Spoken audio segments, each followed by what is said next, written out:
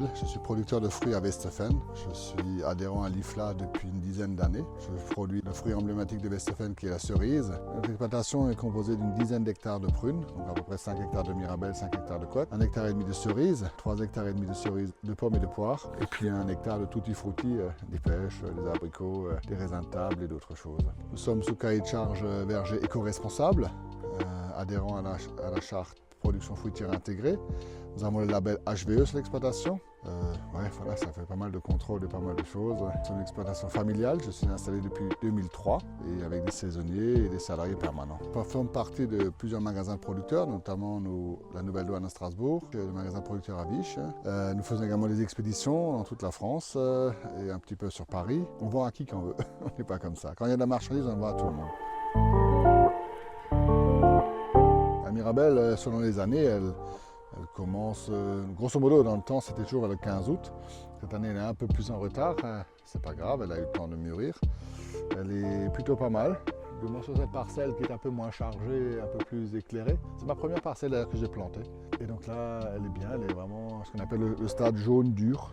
Elle a ce petit blush qui est très intéressant. Ça, c'est un signe de fraîcheur et de qualité. Nous récoltons de deux façons, soit à la main, soit en récolte mécanique. Donc, la saison va se poursuivre encore grosso modo pendant 15 jours. Et après les mirabelles, on va attaquer clairement les quetchs, les poires, les pommes. Cette année, on a eu peur. Le printemps, on a eu des grosses frayeurs parce qu'il a fait des gelées assez importantes. Mais finalement, ça s'est bien passé. Sachant que l'année dernière, on avait une petite récolte. L'année dernière, les gelées, on n'en a pas trop parlé, mais on avait déjà des grosses gelées l'année dernière. Et donc, le retour à fleurs était plus important cette année. C'est ce qui a fait qu'on a du fruit. En cerise, c'était la catastrophe cette année, puisque les pluies, la cerise et la pluie, c'est vraiment quelque chose qui ne fonctionne pas ensemble. Donc là, on a eu des gros dégâts.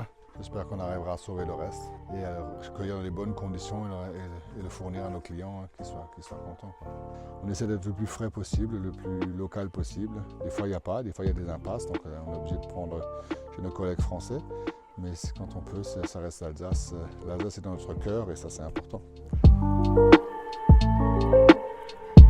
Les consommateurs, ils sont toujours un peu déconnectés des réalités. C'est ça qui me dérange un petit peu.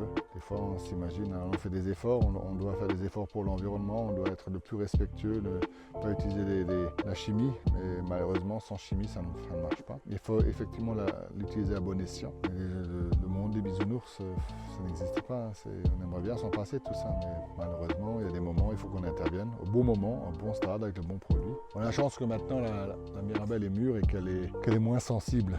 Tant qu'il ne pleut pas maintenant, ça va. Et que ça un petit vent là, que ça sèche, il fait frais, c'est pas mal. Pour la conservation du fruit, ça donnera quelque chose de bien. Clairement, on peut tirer en longueur un peu plus longtemps que ça.